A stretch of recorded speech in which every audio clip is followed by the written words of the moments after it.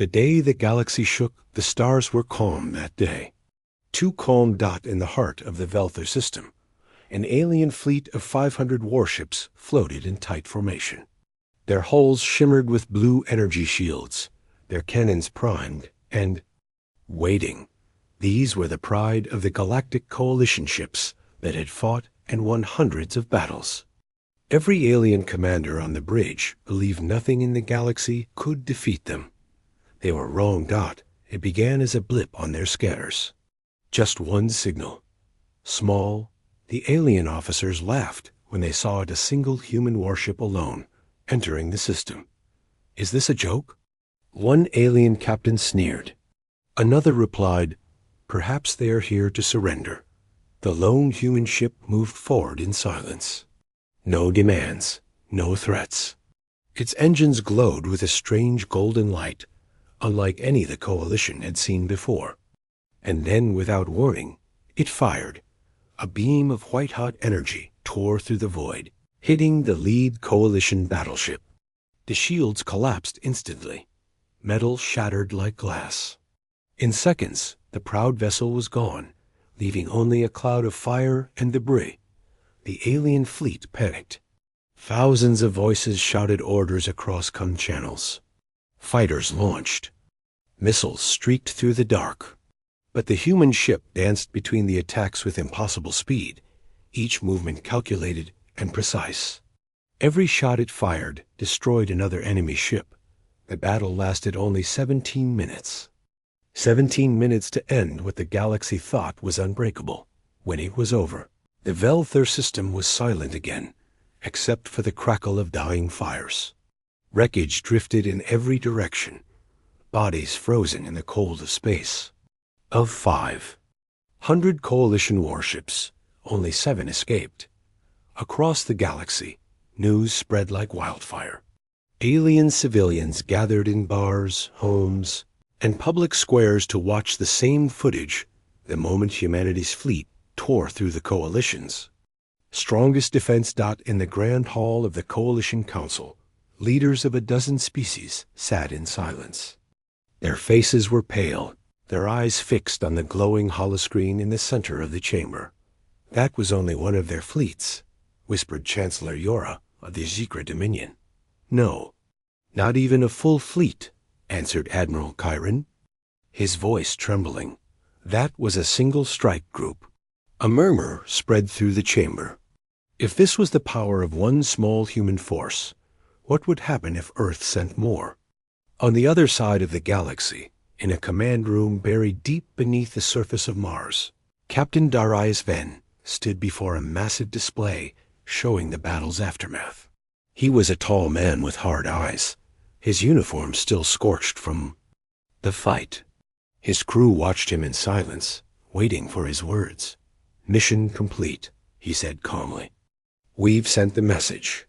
One of his officers frowned. Sir, what if they don't listen? Darius turned slowly, his expression unreadable. Then, he said, we send the rest.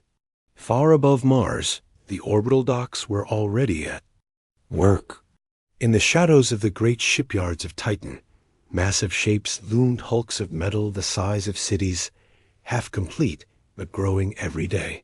Engineers moved across their surfaces like ants, welding, building, preparing. 10 fleets. 10 war machines that would make the Velther massacre look like a minor skirmish. But the galaxy didn't know that yet. They only knew the fear. On dozens of alien worlds, panic began to grow. Markets crashed. Military forces scrambled to strengthen defenses. Some leaders ordered evacuation drills for entire planets. And in dark rooms behind closed doors, whispers grew louder. If they can destroy us this easily, maybe we should make peace before it's too late. Admiral Chiron, however, had no interest in peace. Standing alone in his private quarters, he replayed the battle footage over and over, searching for a weakness, a flaw, anything to exploit. But all he saw was death, fire, and the precision of human warfare. He slammed his clawed fist into the wall. We will not kneel to them, he growled. We will find a way. But deep inside, even Chiron knew the truth. The day the galaxy shook was only the beginning. And when Earth decided to unleash the rest of its power, no one would be able to stop them. The silent shipyards of Titan, the alien worlds thought Earth would celebrate its victory. They were wrong. In the cold shadow of Saturn, far from the eyes of the galaxy, the real work had already begun. The Titan shipyard stretched across the dark side of the moon, a maze of steel platforms and towering cranes suspended in the thin, frozen atmosphere. Lights glowed faintly through the mist, revealing shapes so massive they could be mistaken for floating cities. They weren't cities. They were weapons. Captain Darius Venn stepped out of the landing shuttle, his boots crunching on the frost-covered metal. Around him, engineers in heavy exosuits moved like shadows, welding giant steel plates to the skeleton of a warship that was still only half built. Sparks danced in the darkness. The air thrummed with the deep hum of reactor cores coming online. Each frame was the size of a continent's skyline, and there were 10 of them. Darius walked beside Chief Engineer Rami Ortega, a thin man with grease-stained gloves and tired eyes. "How long until the first is ready?" Darius asked. Rami didn't look up from his datapad. 3 weeks. Maybe less if you stop adding last-minute upgrades. "They're not upgrades," Darius replied. "They're insurance." Above them, one of the ships slowly rotated in its berth, exposing rows of railgun barrels and missile bays the size of football fields. The name War Machine 1 was stenciled along its side in bold black letters. It wasn't meant for stealth. It was meant for fear. Darius paused at the edge of the viewing platform. From here, he could see the full shipyard, a vast graveyard of unassembled ships waiting for their moment to rise. His eyes narrowed. Do the Coalition spies know about this yet? Rami gave a small smile. If they did, they wouldn't be alive to tell anyone.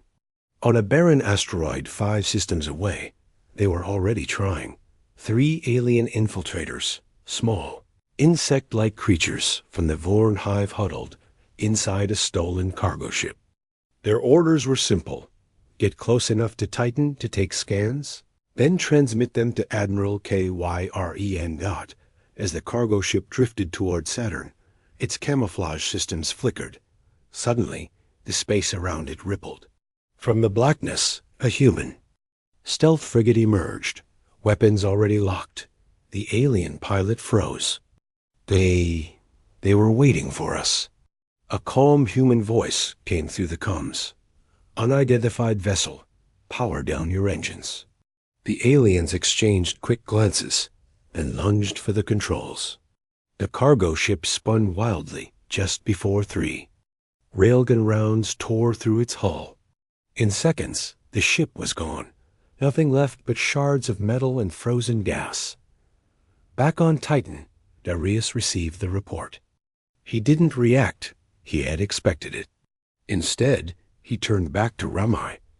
We launched the first fleet ahead of schedule. No more delays, Rami blinked. You want to move before the ships are even tested? Darius stepped into the elevator, descending toward the War Machine 1's command deck. We don't need tests. The galaxy already knows what 1 fleet can do. I want them to imagine what 10 can do. The command deck smelled of new metal and machine oil. Panels still hung open, exposing wires and conduits. Yet the heart of the ship, the main reactor, was already online. A low, constant vibration filled the air like a heartbeat. Darius placed his hand on the captain's chair. It was cold. Bring the engines online, he ordered. From the massive thrusters at the rear, a deep roar shook the shipyard. Energy waves rolled across the platforms, rattling the scaffolding. Workers stopped to watch as the giant vessel's lights flickered to life, illuminating the mist in a golden glow. For the first time, the war machine moved slowly, deliberately turning, its nose toward the stars. Far across the galaxy, on the world of Sereth Prime, Admiral Chiron sat in his war room when a transmission came through. It was only 3 seconds long, a blurred image of something enormous drifting above Saturn. The image vanished before his analysts could enhance it, but it was enough. Kyren leaned forward, his jaw tightening. They're building more. His second-in-command looked uneasy. More fleets? Chiron shook his head slowly. Not fleets, monsters. Back on Titan, Darius watched the War Machine 1 vanish into the darkness beyond Saturn's rings. This was only the beginning. The galaxy didn't know it yet, but the next time humanity struck, they wouldn't come with 1 fleet. They would come with 10. Fear spreads like fire. The image leaked like wildfire. It wasn't much, just a single blurry photograph of the massive war machine, still cloaked in shadows, its hull glowing faintly with energy. But that was enough. For the first time in history, the galaxy saw the truth. Humanity wasn't just making a fleet. They were building an army of nightmares. The news spread across the stars faster than light. On planet after planet, alien civilians gathered in front of news screens, eyes wide with fear. The image flashed on every channel, a human warship the size of a moon, its weapons more powerful than anything the galaxy had ever seen. In the Galactic Coalition's main council chamber, leaders from dozens of alien species stared in stunned silence, their heads bowed in shame. They had laughed at humans once. They had thought Earth was weak. Now, we knew they were dangerous, said Chancellor Yora of the Zekra Dominion, his voice trembling. But not this dangerous. The warship is just the beginning, Admiral Chiron said, his voice cold. I've seen the shipyards on Titan. There are 10 more ships like it, each one bigger than anything we've ever faced. A murmur of fear rippled through the room. But we can't just wait for them to finish, said General Vortic, the leader of the Rigarian forces. We need to act now. This is the last chance we have. Chiron looked around at the assembled leaders. We don't have time for fear. We need to unite, or the galaxy will fall. Thousands of light years away, on a quiet mining world called Yirin, a small group of alien rebels huddled together in the shadows of an underground bunker. They watched the same image on an old holoscreen. One of them, a female Zarathian, clenched her fists in anger. They can't do this. She hissed. We've faced war before. We can stop them. The rebel leader, a tall Draxian, shook his head. You don't understand. This isn't just another war. This is humanity. They've already crushed the Coalition fleet with 1 ship. What do you think will happen when they bring 10? A voice interrupted from the corner. We fight. We fight like we always have. The room went silent. Everyone turned to face the speaker. A young, nervous male Vornian. He was barely out of his teens. He had never seen a war in his life. They're too strong, he said quietly. We won't stand a chance. The rebel leader looked at him, then turned back to the others. Fear won't stop us. We're all we have now. If we don't fight, we die. And so, across the galaxy, the idea spread, fight or perish. The first rebellions began to stir. The news of humanity's war machines brought terror, but it also lit a spark of defiance in the hearts of some. Yet the fear of what was coming overshadowed even the courage to stand and fight.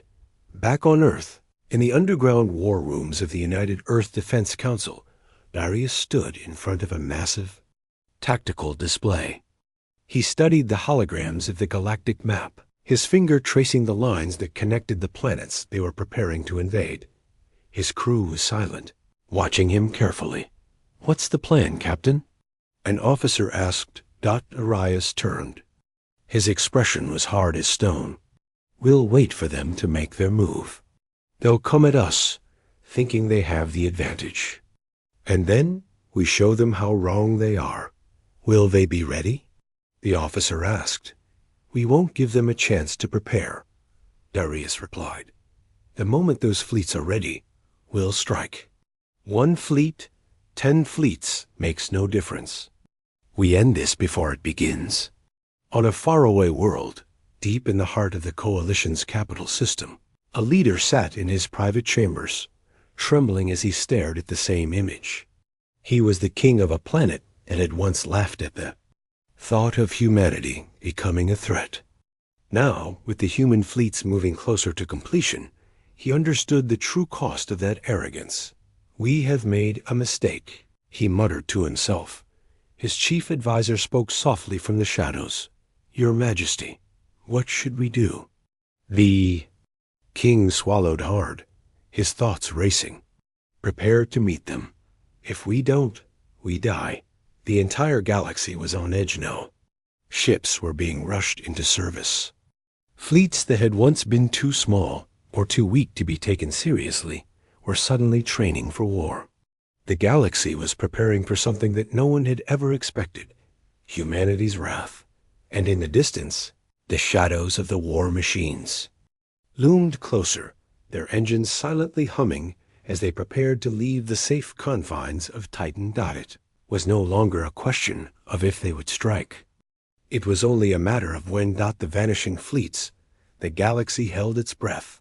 For weeks, whispers spread from one end of the stars to the other. The Coalition, the rebels, and the fear-stricken civilians all knew one thing: humanity's fleets were about to make their move.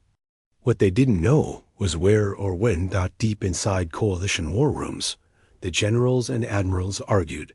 Some wanted to launch a preemptive strike against Earth, hoping to crush them before their fleets could fully mobilize.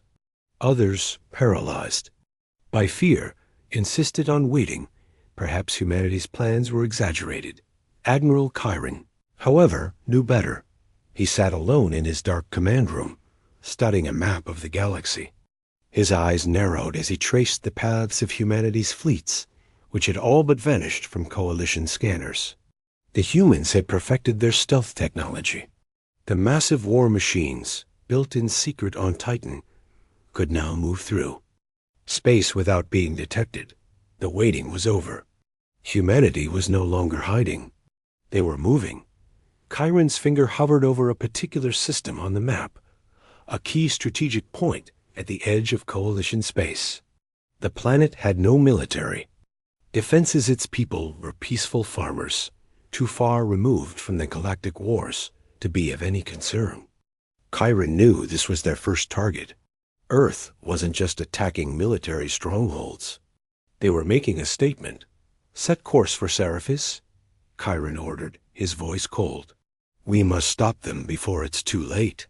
The Seraphis system was quiet, as it always had been. The only noise was the hum of agricultural ships drifting slowly between the fields of gas, giants and barren moons. The planet itself was covered in green plains stretching for miles, untouched by the fires of war. The people of Seraphis lived simple lives, unaware of the war brewing across the stars. Then, without warning, the silence shattered. Humanity's fleet dropped out of stealth mode above Seraphis, its lead war machine, War Machine 1, emerging like a shadow from the dark. The massive vessel filled the sky, its engines glowing a brilliant blue. Behind it, 9 other ships followed, emerging from the blackness like the jaws of a great beast. For the first time, the Seraphis people saw the true power of Earth. On the planet's surface, alarms blared as local defense systems were activated. But the moment they fired their first missile, it was already too late. War Machine 1 unleashed a single shot, a beam of pure energy that cut through the planet's defense systems like they were paper. The missile launches exploded in midair. The fleet then dropped down onto Seraphis's atmosphere. The air crackled with the hum of their engines, the heat from the ships turning the air around them into a scorching wave. At the Coalition command, Chiron and his officers watched in horror as the first human ship fired upon the defenseless planet. The footage was lived too clear to deny. They're destroying the entire planet. One officer shouted. KYREN single quotes SIs were locked on the screen. His fingers clenched around the armrests of his chair. They're making an example of Seraphis. But before they could respond, another transmission came through. A fleet of 50 alien ships, the last hope of the coalition, arrived to engage humanity's forces. They had been secretly preparing for months, hidden in the rift between two star systems. Their strategy was to attack in unison, hoping to overwhelm Earth's fleet. But as they charged toward the human ships, they vanished. One moment, they were there. The next, only empty space remained. Chiron's breath caught. What? Where did they go? Meanwhile, aboard War Machine 1, Captain Darius Venn watched the enemy fleet approach from the bridge. The human crew was calm. The massive war machine was ready for battle. Darius stood in front of the command chair, watching the empty space where the alien fleet had just been. He smiled darkly. That's the point. With a flick of his wrist, he activated the stealth systems, and the enemy fleet was gone, erased without a trace. The human ships had moved in such a way that the alien forces didn't even have time to react. No more hiding. Darius muttered, "We take them all down. Now." As the fleet powered up their engines, they turned their attention to the remaining coalition forces. One by one, the fleets dropped out of stealth, revealing their full Might 10 warships, each a floating fortress, each one capable of wiping out entire enemy fleets. Chiron's screen flickered again. Another fleet appeared this time. It was his own. The coalition had sent every remaining ship they had to intercept humanity. He watched as the human ships cut through his forces, one after another. Faster than he could track them. In less than an hour, his entire fleet was gone. The final human transmission was brief. This is just the beginning. Back at the coalition's central hub, the surviving leaders scrambled to make sense of the chaos. All that remained of the great armadas that once ruled the stars were broken ships and scattered wreckage. Humanity had already struck, and they had struck with unbelievable force. But they didn't stop at Seraphis. They didn't stop at Chiron's fleet. The war machines continued their march across one system after another. Each battle left behind a trail of fire, wreckage, and terror. For the first time in history, the galaxy knew what it was like to face true human wrath. The galaxy was no longer safe. Humanity had arrived, and they would not be denied. Worlds fall in silence. A galaxy had never seen a force like this before. Once, the stars had been a place of wonder and peace. Now, they had become a battlefield. Humanity's fleets moved from one star system to the next, each new world falling. Before their power like a leaf before the wind. It was as if the galaxy itself had fallen silent, waiting for what came next. On the once bustling world of Vulcan Prime, the ground shook as War Machine 1 hovered over the capital city. The alien defenses were already crumbling, and the citizens of Vulcan watched, frozen in terror, as their once proud defenses collapsed under the weight of humanity's weapons. The local governor, once a proud commander of his people, was now locked away in a high-security room, staring at the holoscreen in front of him. He watched as humanity's forces destroyed his fleets, one by one. He knew the end was near. There was no escape. Desperation led to a single message being broadcast across the planet's communications. Network, we surrender. Please, humanity, spare our people. The message was met with a chilling response. A single sentence came through the comms. We're not here to negotiate. At that moment, the skies above Vulcan Prime grew silent, as if the universe itself was holding its breath. The people below felt the weight of that silence. A message had been sent, and it was clear. The galaxy could no longer resist humanity.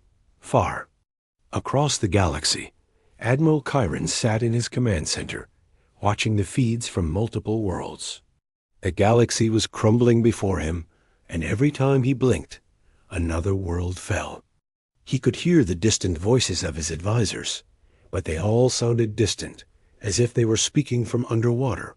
"We can't stop them, Admiral," one of his officers said, her voice low with defeat. "Every planet that resists is wiped out." Chiron clenched his fists. "We have to keep fighting. We can't just surrender. But what can we do?" The officer asked. "Their warships are too powerful. We don't even know how they're hiding their fleets." Chiron stared at the galaxy map. There were no solutions. The human warships were everywhere, and there was nowhere to hide. Suddenly, a sharp voice interrupted. "Admiral, we've received a communication from the Galactic Council." Chiron's eyes narrowed. "What are they saying?" "They're requesting a meeting. They want to discuss terms of surrender." Chiron's heart sank. The galaxy was giving up, and his forces were already on the verge of collapse. His mind raced, but he knew deep down there was nothing left to do. The time for fighting had ended. Humanity had already won. On a distant world called Terra Vin, another plea for mercy echoed through the cones. The ruling council, once proud and strong, now begged humanity for a chance to save their people. They offered everything: resources, technology, and the most advanced weapons they had. But humanity wasn't interested in bargaining. The human fleet's answer was swift, as expected. Another city fell. At the edge of the Terra Vin system, the last remaining fleet of alien ships scrambled to defend the planet, but there was no hope left. The war machines descended, and with one coordinated strike, the fleet was shattered. Planetary defenses were obliterated. The world fell silent. Back on Earth, Darius stood in the quiet of his flagship's command deck. He watched the glowing galaxy map as his fleet swept across the stars, each new world they conquered showing up in bright red markers. He didn't feel victory. He didn't feel satisfaction. He just felt the cold weight of what he had to do. Humanity had delivered. The message the galaxy was theirs now. The war machines were unstoppable. The humans were not conquerors. They were protectors. Earth had fought to protect itself, but now it was too late for mercy. Humanity had no choice but to finish what they started. The destruction had been necessary. Every world that resisted would be crushed. Every alien fleet that dared to rise against humanity would be destroyed. And those who submitted, those who chose to bow to Earth's might, would survive under humanity's terms. In the corridors of the Galactic Council, panic had finally reached its peak. World leaders, once proud and defiant, now gathered in fear. The meeting rooms were filled with whispers, and the Council's once sturdy walls seemed to close in. The Coalition's forces were gone, and there was nothing left to stand against humanity. The Council President, a massive Tuscari from the Vornian cluster, slammed his fist on the table. "We can't just let them keep destroying everything." Another council member, a frail Velsan diplomat, stood and spoke with trembling hands. "If we don't act now, the galaxy will fall. We must submit. We must beg for mercy before it's too late." A heavy silence followed. And then the response came not from the council, not from any of the alien forces, but from a single voice in the back of the room. Too late. It was Admiral Chiron. He had finally realized the truth. Humanity wasn't interested in mercy. Humanity wasn't interested in anything except control. The meeting dissolved into chaos. The galaxy was already dead. The great empire of the Coalition had fallen. Now, humanity was the true power in the universe, and the galaxy would be theirs. On one final, forgotten world, a lone alien stood at the edge of a cliff, looking out over a sea of fire. In the distance, the last remnants of his people's fleet disintegrated in the void. He whispered to himself, "The galaxy is lost, and there is no hope." And with that, the last of the old galaxy's defenders disappeared. The new era had begun. Humanity's rule had started. The final stand, the galaxy was dying. Once proud fleets now floated in pieces. Entire civilizations that had thrived for millennia were reduced to ruins. The cry for help had spread through every star system, but no one had answered. Humanity had done what no one thought possible. They had broken the galaxy's might, and now Earth's war machines were everywhere. But not everyone was ready to surrender. On the planet Arcad, a world that had long been an enemy of Earth, leaders met in secret. They were the last holdouts, alien factions that refused to bend to humanity's will.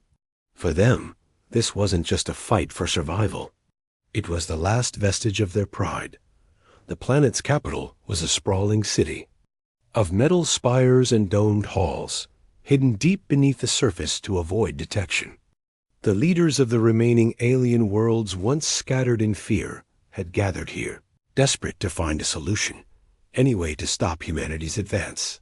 Admiral Zarek, a veteran of the galactic wars and leader of the Arcadian forces, stood before the council.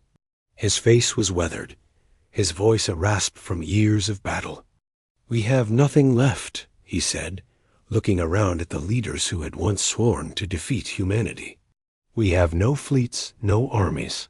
Our people are dying." One of the council members, a tall Tisseri diplomat, stood up. "We may have no ships, but we still have our minds. We know Earth's weakness. There is a way to defeat them." The room fell silent. Zarek's eyes narrowed. "Tell me." The Tixeri stepped forward, his voice low and urgent. "It's their pride. The humans believe they are unstoppable. If we strike at their core, if we attack their home world, they will lose their will to fight." A gasp swept through the room. The idea of attacking Earth, the very heart of humanity's might, seemed impossible. "But it's too risky," Zarek said, shaking his head. "We'll never get close enough. We can't even break through their defenses." Another voice, this time from the Arcadian High Commander, joined in. "We can. We have one final weapon, an ancient device, lost to history. It's hidden on a world that's never been explored. But if we use it, we might have a chance to disable their fleets." Zarek paused, considering the idea. "Where is this world?" "On the edge of the Nexus system. A place so remote, no one has ever bothered to chart it." Zarek turned to the council, determination filling his eyes. "Then we have no choice. Prepare the fleet." Back in the heart of the galaxy, Darius Venn watched as the final defenses of the coalition crumbled. There were no more fleets left to challenge them, no more battles to be fought. Humanity's dominance was complete. His war machines had already crushed the strongest forces the galaxy had to offer, but something lingered in the air, something he couldn't quite place. He stood alone on the command deck of War Machine 1, staring out at the stars. His mind raced, trying to anticipate the next move. Despite everything, he couldn't shake the feeling that it wasn't over yet. The galaxy had one last card to play. He knew it. And the closer humanity got to victory, the more dangerous that final move would be. Suddenly, a flashing alert interrupted his thoughts. "Captain," a voice called over the comms. "We've detected an unknown fleet heading toward the Nexus system. They're not coalition ships, sir." Darius' brow furrowed. "What are they?" "We're not sure. They're using old encryption codes, ones we haven't seen before. But they're moving fast."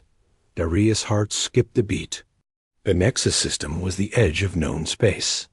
There was nothing out there, nothing but empty stars and dust. Why would anyone be heading there now? He turned to his officers. "Sec. A course.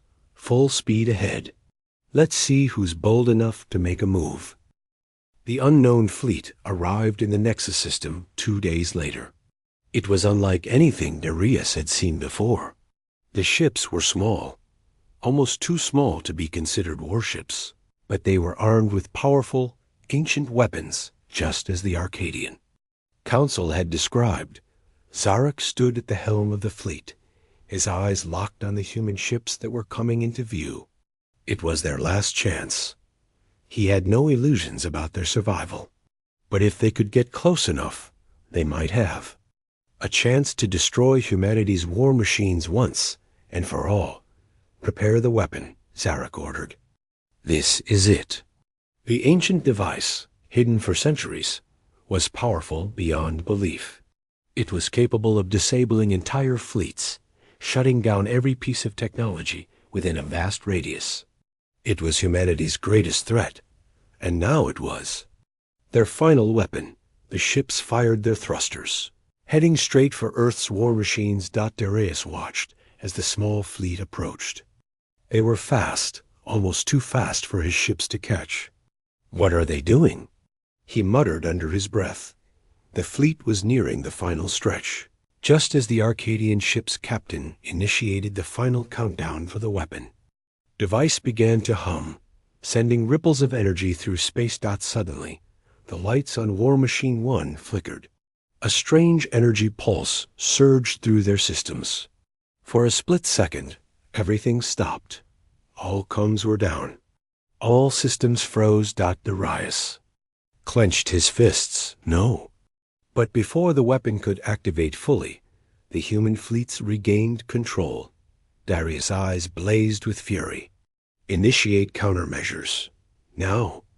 In a flash, Earth's war machines fired back. The small Arcadian fleet vanished into nothingness, as the energy pulses from War Machine 1 shattered their ships. The ancient weapon was lost before it could even fire. On Earth, Darius watched as the final alien resistance collapsed. The galaxy's last attempt to strike at Earth had failed. Humanity's power was undeniable. Is it over? An officer asked. Quietly. Darius stood still, staring at the empty space where the last fleet had been. No, he said, his voice cold. It's not over, but we've won the war. The galaxy had made its final stand, and it had been crushed. Humanity had proven that no one could match their might. No one could stop them. The galaxy was now Earth's to rule, and no one would ever dare challenge them again.